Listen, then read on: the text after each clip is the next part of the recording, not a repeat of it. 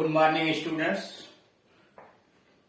इस वीडियो के माध्यम से हम लोग 12 अखाड़ी यानी इंग्लिश में 12 अखाड़ी कैसे लिखते हैं, हिंदी में जो भी को का की कु के कै को कौ कं क जो होता है 12 अखाड़ी यानी मात्राओं को कैसे लगाया जाता है व्यंजन पर, उस हिंदी का अंग्रेजी कैसे लिखते हैं यानी इंग्लिश में कैसे को का की इत्यादि को कैसे लिखा जाता है वो 12 खड़ी कहलाता है।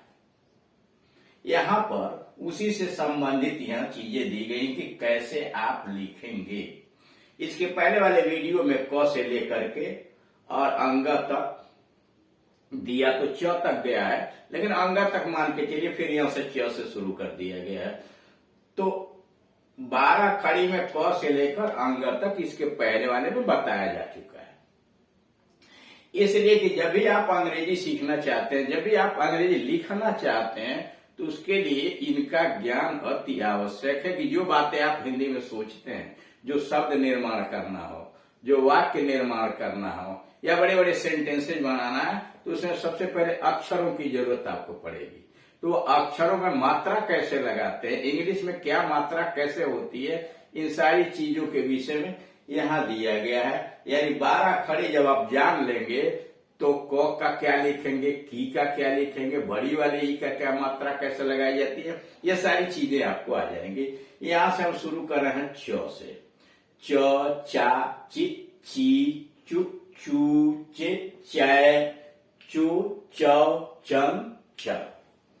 अब इसमें सी एच का मतलब होता है च, सी में एच लगा देते हैं, सी एच का अर्थ है च।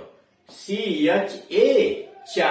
अब कुछ जगहों पर आपको मिल जाएगा सी एच ए का मतलब च, वो अपने अपने सोचने के आधार पर है। सी एच ए का मतलब ही च और सी एच ए का मतलब ही च। अब ऐसा यह माना जाता है कि चूंकि कोई भी व्यंजन जब हम उच्चारण करते हैं तो उसमें स्वर का पुट मिला होता है, स्वर जोड़ना पड़ता है। इसलिए अगर क कहना हो तो के के साथ ए लगाना पड़ेगा तो क हो जाएगा, के का क लोग समझते हैं, आ ए लगा देंगे तो क। तो वैसे ही का है, लेकिन ये मान के चला जाता है कि अगर ए आप नहीं भी लगाते हैं तभी उसे च माना जाएगा।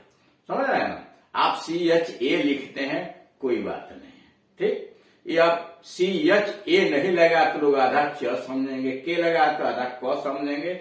लेकिन व्यवहारिक इंग्लिश में, मॉडर्न इंग्लिश में कोई आवश्यक नहीं है कि आप उसके साथ ए लगाएं।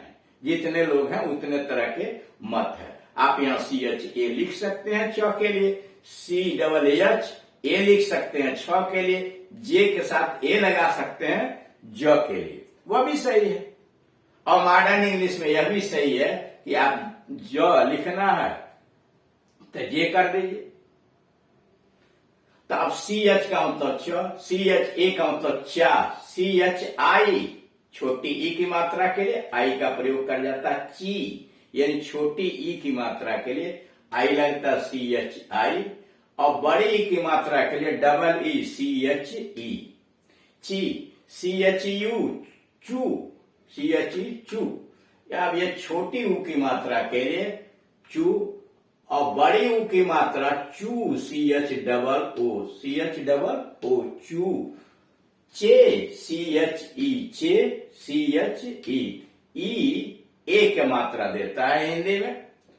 सी एच ए आई चय, आई की मात्रा के लिए ए आई का प्रयोग किया जाता है सी H A I. C H O के मात्रा के लिए ओ का प्रयोग किया जाता है सी एच ओ का मतलब चो।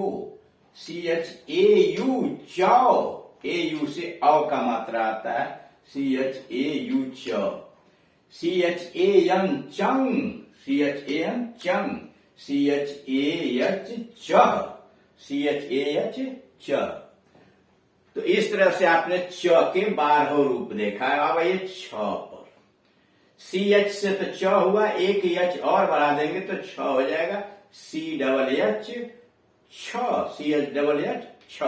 अब उसी में आप ए भी जोड़ सकते हैं, जैसे C H C double H A छा है, वैसे सी डबल एच एक छ भी माना जाएगा, लेकिन उसकी कोई आवश्यकता नहीं है। तो सी डबल एच छ, सी डबल एच ए छा, सी डबल एच आई छी, सी डबल एच ई छी, सी डबल एच यू छू, C double H double O छू, बड़ी ऊ की मात्रा छू, सी डबल एच ई छे, सी डबल एच ई छे, C H A, C double H A I, A I का मतलब आय की मात्रा छह, सी डबल एच ए आई छह, सी डबल एच ओ छो, सी डबल एच ओ छो, छ, C double H A U छ, C double H A U, छंग, C double H A N, C double H A N छंग, C double H A H छ, C double H A H छ, ज, जे का मतलब ज, जे का मतलब ज। अब आप इसमें ये लगा भी सकते हैं, जे ए का मतलब जो और जे ए का मतलब ज, दोनों माना जाता है, लेकिन जे से ही काम चले। वैसे माना यह जाता है कि क अगर लिखा हुआ तो क में असम्मिलित है, तो अगर अंग्रेजी में केवल जे लिखा जाता तो आधा ज मान लिया जाएगा और ए लगाएंगे अ की मात्रा तब ज होगा। लेकिन अगर उसी आधार पर ए देखा जाए तो ए का मतलब आ भी होता है, मात्रा भी होता है, तो इसलिए जे से काम चलाइए। जे का मतलब जो, जे का मतलब जा, जे आई ची, छोटी की मात्रा, आई से छोटी की मात्रा जे आई, जे डबल ई जी, बड़ी की मात्रा, डबल ई से बड़ी की मात्रा हुआ जी, जु, जे यू जु, यू से छोटी ऊ की मात्रा जू, जू, जे डबल ओ से बड़ी ऊ की मात्रा जे डबल ओ जू, जे ई जे ई से ए की मात्रा, जे ए आई जय, ए आई से जय, जे ओ जो, जे ओ जो, जे ए आओ जाओ, ए यू से औ की मात्रा लगाई जाती है, जे ए यू जाओ, जे ए एन जंग, जे ए एन जंग, जे ए एच जह, जे ए एच जह। अब जरा इसमें आइए, झ, जे एच झ।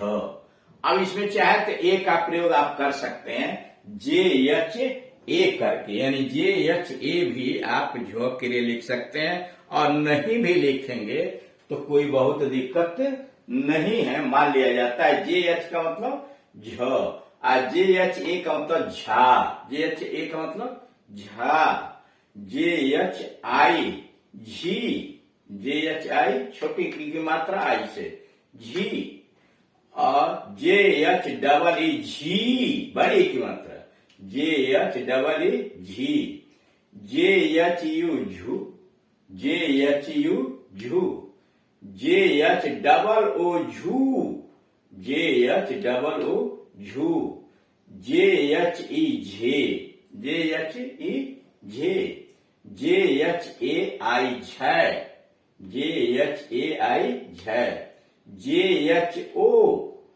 झो, जे एच ओ झो, जे एच ए यू झ, जे एच ए यू झ, जे एच ए एन झंग, जे एच ए एन झंग, जे एच ए एच झ, जे एच ए एच झ।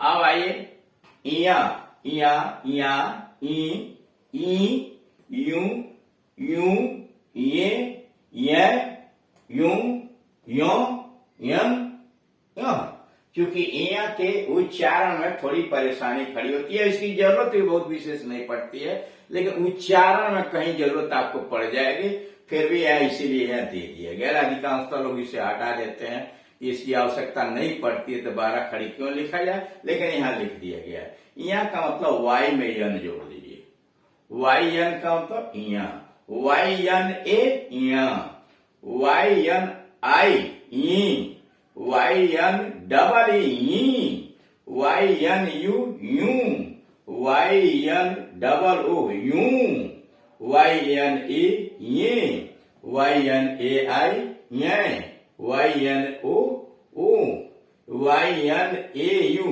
यों, YNAM यंग, YNAH यहं। अब इस तरह से आप देख रहे हैं कि इन च से लेकर के और इया तक किस प्रकार से 12 खड़े का प्रयोग आपके सामने किया गया, और इनको जैसे जैसे आप अध्ययन करते चले जाएंगे, बार बार इन चीजों को दोहराएंगे, तो आपके सामने आ जाएगा च, छ, ज, झ, इया।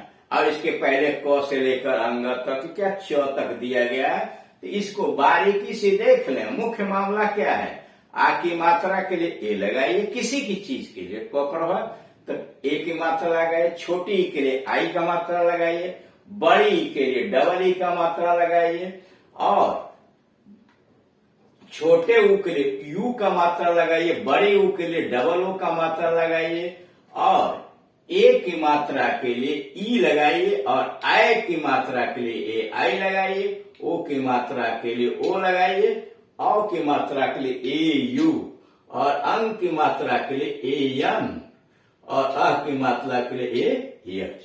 यानी इस प्रकार से अगर आप धीरे धीरे सीखने का प्रयास करेंगे तो निश्चित रूप से शब्दों के निर्माण में आपको बड़ी सावधानी बरतनी पड़ेगी, और अच्छी तरह से आप बिना किसी गलती के किसी भी शब्द को आप उच्चारण भी कर सकते हैं, लिख भी सकते हैं। Thank you.